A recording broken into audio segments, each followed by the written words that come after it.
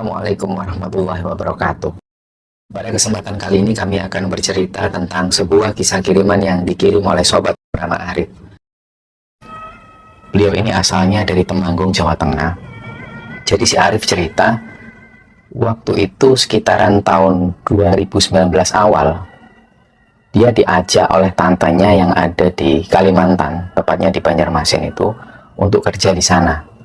Nah, singkat cerita berangkatlah Arif. Jadi Arif waktu itu manggil tantenya ini dengan panggilan bule, panggilan Jawa pada umumnya. Begitu sampai di sana, tepatnya di kota Banjarmasin, bulenya ini tinggal. Jadi selama ada di Banjarmasin, si Arif ini tinggal bersama bulenya itu. Nah, nggak lama kemudian, si Arif ini pun kerja di perusahaan batubara dan sempat beberapa lama tinggal di sana. Sampai kemudian ada berita COVID yang menyebar, dan bahkan sampai pada waktu itu mengakibatkan si Arif ini nggak bisa kerja lagi karena COVID itu. Nah, di satu sisi lain, si Arif ini juga nggak bisa pulang ke Jawa karena merebaknya kasus COVID. Dan pada waktu di sana sampai beberapa tahun kemudian, si Arif ini kenal dengan satu perempuan dari sana, dan mereka pun memutuskan menikah. Nah, barulah singkat cerita, di sekitaran tahun 2021, di pertengahan tahun itu, si Arif berkesempatan untuk pulang ke Jawa. Karena waktu itu momennya bertepatan, ada kakaknya Arif ini yang baru pindah di kota Jogja, dan beliau baru menempati rumah barunya. Nah, disitulah mumpung ada kesempatan itu, Arif ngajak istrinya, karena dimanapun juga istrinya ini belum berkenalan dengan keluarganya Arif. Singkat cerita, terbanglah Arif dari Banjarmasin menuju ke Jogja. Begitu sampai di Bandara Jogja itu sekitar jam 2 siang, si Arif dan istrinya langsung memutuskan untuk langsung menuju ke rumah kakaknya itu. Ternyata benar, begitu sampai di rumah kakaknya yang ada di Jogja, di rumah kakaknya itu karena baru pindahan, jadi rumahnya itu berantakan, barang-barang itu masih berserakan. Nah, sampai di sana mereka pun ngobrol sampai sore hari. Sekitar jam 5 sore, istrinya Arif ini diajak jalan-jalan sama kakaknya Arif keliling Jogja dan membeli oleh-oleh. Dan mereka pun keluar, sementara si Arif di sana bersama ponakannya dan juga suami kakaknya itu. Nah, ponakannya Arif ini usianya sekitar 5 tahunan, kita sebut namanya Melati. Waktu itu pertama kali si Arif ketemu dengan si Melati ini langsung menunjukkan sikap yang senang sama si Arif. Apalagi si Melati ini anaknya aktif. Jadi dia selalu ngajak ngobrol si Arif. Nggak lama kemudian sekitar jam 8 malam, istrinya Arif dan kakaknya Arif ini pun datang. Mereka ngobrol-ngobrol lagi. Waktu itu si Arif dan istri ini lupa ngabari kalau mereka rencananya mau nginep di rumah kakaknya.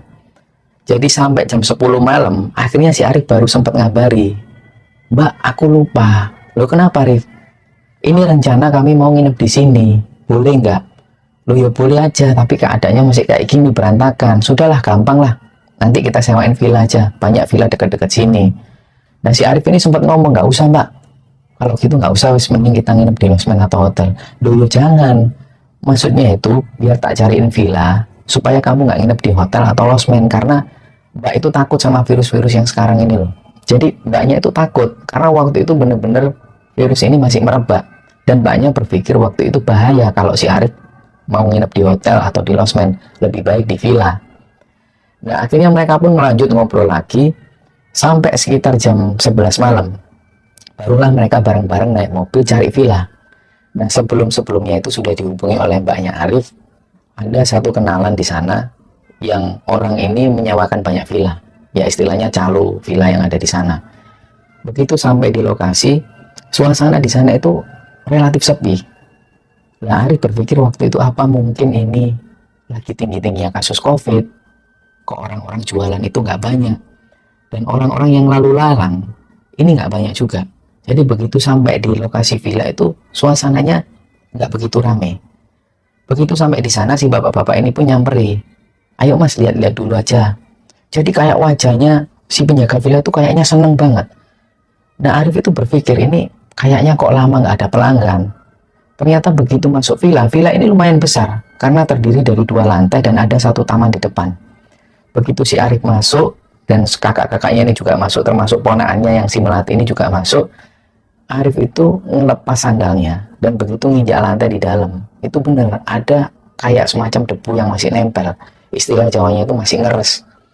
Nah, si Arif ini berpikir, apa mungkin villa ini sudah lama nggak dipakai karena COVID itu. Nah, tanyalah si Arif, loh Pak, ini sudah lama nggak ada yang nyewa villanya. Nah, si bapak-bapak ini ngomong, lah gimana Mas mau ada yang nyewa, wong semua itu kondisinya sepi, orang jualan itu juga sepi, villa-villa semua yang ada di sini ini juga sambatan kalau villanya itu sepi, nggak ada yang nyewa. Nah, karena waktu itu Arif berpikir, ya sudahlah, memang kondisinya kayak gini. Nah, si Arif pun diajak jalan-jalan oleh bapaknya. Dan waktu itu dia ngelihat si Melati ini, ponakannya itu naik ke atas tangga ke lantai 2. Nah, karena si Melati ini anaknya aktif, dia lari-lari langsung naik ke lantai 2. Sementara Arif, istrinya dan juga kakaknya itu ngelihat kondisi yang ada di lantai 1 lebih dulu. Di lantai 1 ini ada 2 kamar. Dan di masing-masing kamar ini ada kamar mandinya sendiri. Nah, di kamar belakang yang berdekatan dengan dapur itu ada satu jendela yang langsung menghadap ke taman belakang. Di taman belakang itu nggak terlalu besar. Nah, begitu si Arif ini naik, ternyata dia ngelihat si Melati itu, ponakannya ini, sudah tidur-tiduran di atas tempat tidur yang ada di lantai 2. Nah, waktu itu langsung Arif tanya, Dek Melati suka tak di sini? Iya, Melati mau tidur sini. Nah, barulah si Arif bilang ke kakaknya, Mbak, itu si Melati mau tidur sini, boleh tak? Enggak ah, tak bawa pulang aja. Nah, ternyata si Melati nggak lama kemudian ini turun. Dia bilang ke mamanya, Mah, Melati mau tidur sini aja sama Om Arif. Lu jangan nak pulang aja, pulang, jangan tidur sini. Nah, si Melati ini ngotot sambil megang badannya si Arif. Enggak, Melati mau tidur sini sama Om Arif. Akhirnya karena nggak tega, ya sudahlah. Oh, besok pagi juga mereka kembali lagi ke rumah kakaknya. Karena rencananya siang harinya, keesokan harinya siang itu, si Arif dan istri ini mau pinjam mobil kakaknya dan langsung pulang ke Temanggung. Jadi akhirnya mbaknya Arif berpikir, ya sudahlah, biarin Melati di sini Arif. Ya nggak apa-apa Mbak, biarin Mbak. Nah, setelah mereka ngobrol itu, si bapak penjaga villa ini minta nomornya si Arif. Mas, nomornya saya catat ya. Besok pagi kalau memang butuh sarapan atau apa, telepon saya aja. Biar saya carikan sarapan, nggak usah sungkan. Karena jarang orang jualan Mas di sekitar sini. Oh iya Pak, dicatatlah nomor Arif oleh si bapak-bapak ini. Nggak lama setelah itu si bapak ini pun pamit. Setelah semua dibayar oleh kakaknya Arif. Setelah si bapak penjaga villa ini pulang, waktu itu sekitar jam setengah 1. Mereka masih ngobrol dan si Melati ini masih lari-larian. Kadang-kadang dia naik ke atas ke lantai 2 dan turun lagi teriak-teriak. Karena si Melati ini anaknya aktif banget. Nggak lama setelah itu sekitar jam 1 dini hari, orang tua Melati ini pun pamit pulang.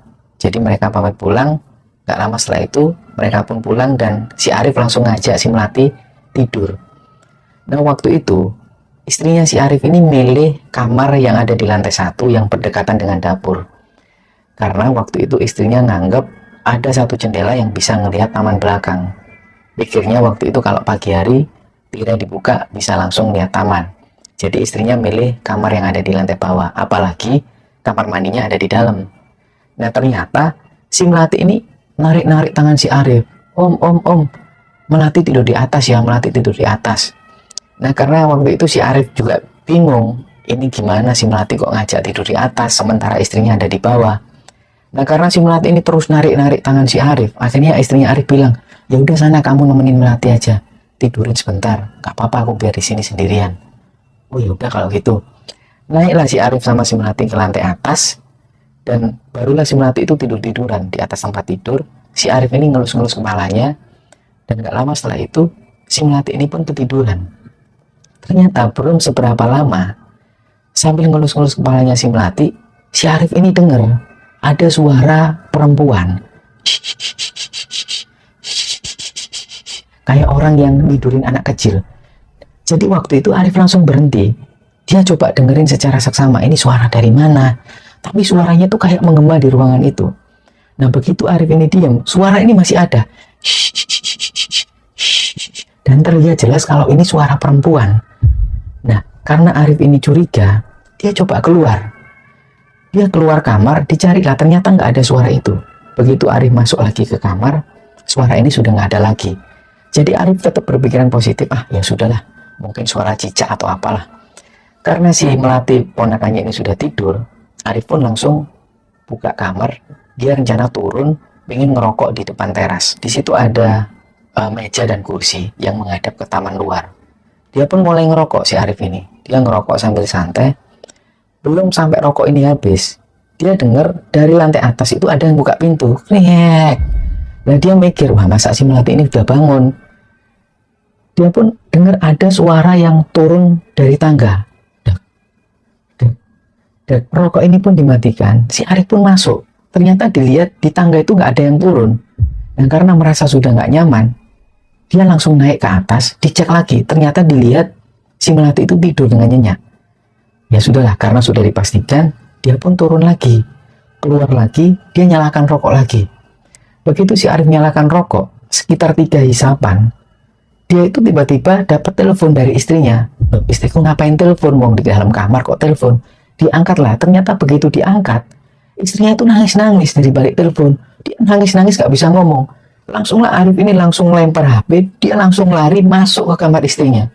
Begitu dibuka kamar istrinya, di situ dilihat istrinya ini sambil nutup selimut, dia duduk di pojokan kamar sambil ketakutan. Kamu kenapa? Kamu kenapa?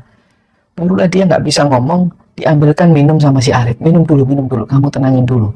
Dia tuh wajahnya pucat dan kayak ketakutan sambil nunjuk ke arah jendela. Nah, karena istrinya itu panik, diajaklah keluar sama si Arif. Diajak keluar, didudukkan di ruang tamu. Nah, waktu itu si istrinya ini tetap minum sambil terus gemeteran. Barulah si Arif ini tanya, kenapa tadi? Si istrinya belum bisa cerita. Nah, masih istrinya dalam keadaan nangis itu, tiba-tiba ada benda yang jatuh. Ternyata itu pocong dengan ukuran yang besar sekali, persis di depan mereka. Larilah mereka sambil jerit. Jadi si Arif sama istrinya ini lari keluar villa sambil ketakutan. Sementara dia ini nggak bisa berpikir apapun. Barulah ketika ada di taman, si istrinya ini ingat, Melati mas. Loh, barulah dia ingat kalau ponakannya masih ada di lantai 2. Jadi si Arif ini ragu-ragu mau masuk, dia takut karena ada pocong. Tapi di satu sisi lain ponakannya masih ada di lantai 2. Jadi Arif ini masih bingung. Dalam keadaan bingung itu akhirnya Arif dengan memberanikan diri dia masuk. Begitu masuk, tadinya yang pocong ada di ruang tamu itu sudah nggak dilihat lagi. Nah Arif langsung naik ke atas tangga. Begitu Arif ini buka kamar ponakannya, di situ Arif melihat di sebelah ponakannya Arif itu ada sosok nenek-nenek yang ngelus-ngelus kepalanya si Melati itu sambil bilang shh. Arif itu nggak bisa ngomong ngelihat sosok nenek-nenek itu. Tapi karena Arif ini khawatir, dia memberanikan diri sambil matanya itu terpejam, digendonglah ponakannya itu. Nah begitu ponakannya digendong, Arif ini mau keluar kamar, si nenek-nenek itu duduk persis di samping pintu. Nah si nenek-nenek itu sambil ketawa. Begitu Arif ini keluar pintu, si nenek-nenek itu sambil bilang, hati-hati loh ya, kok tiba. Nah, begitu Arif ini keluar, sambil nenek-nenek itu ketawa, Arif langsung cepet-cepetan turun tangga, dia keluar. Nah begitu keluar, istrinya itu masih ketakutan. Istrinya ini menghadap ke arah jalan, sambil dia itu nangis. Begitu Arif melihat ternyata di luar itu ada rombongan pasukan-pasukan kayak keraton.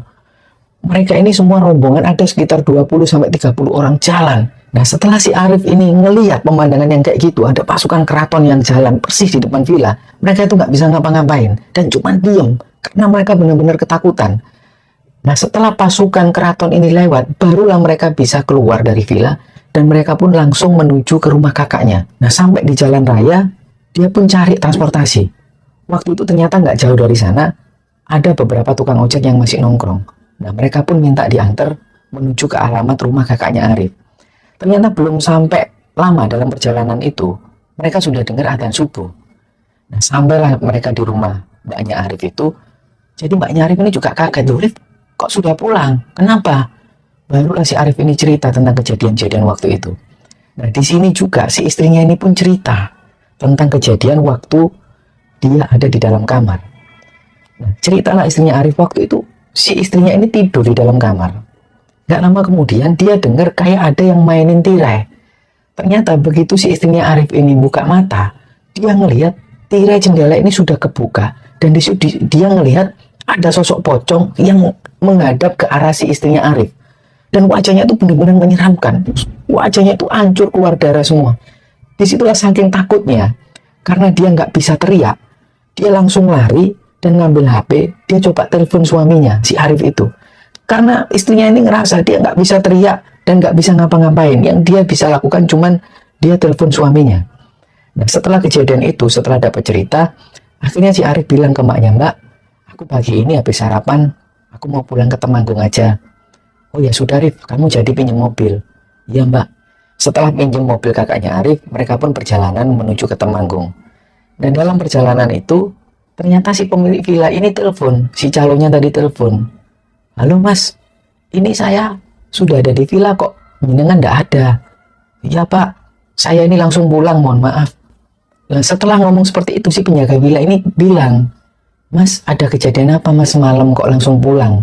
Nah, Arif itu merasa kayak seolah-olah si penjaga villa ini tahu bahwa villa itu angker. Nah, akhirnya ceritalah si Arif tentang kejadian yang dialami, mulai dari sosok nenek-nenek, ada suara, sampai sosok pocong. Dan terakhir, dia melihat ada pasukan keraton dari kerajaan masa lalu yang lewat persis di depan villa itu. Ceritalah semua. Dan penjaga villa ini cuma bisa minta maaf. "Minta maaf ya mas, saya kalau ada salah-salah, saya nggak bermaksud untuk nyarikan villa di situ. Tapi memang villa itu yang ada satu-satunya yang masih buka. Karena villa-villa yang lain masih tutup karena ada COVID." Nah, setelah mendengar penjelasan itu, akhirnya Arif bisa memaklumi. "Ya sudahlah pak, saya juga maklum lah pak. Ini saya mau perjalanan menuju ke Temanggung." Akhirnya setelah pembicaraan itu, Arif pun melanjutkan perjalanan menuju ke Temanggung. Nah, singkat cerita, setelah sampai di Temanggung, Arif pun bertemu dengan keluarganya. Nah, cerita inilah yang dibagikan oleh Arif. Cerita ini pernah terjadi di sekitaran tahun 2021 di Jogja. Kami mengucapkan terima kasih. Semoga kisah ini bisa diambil hikmah dan bisa diambil pelajaran oleh teman-teman semua. Mohon maaf kalau ada salah-salah kata. Wassalamualaikum warahmatullahi wabarakatuh.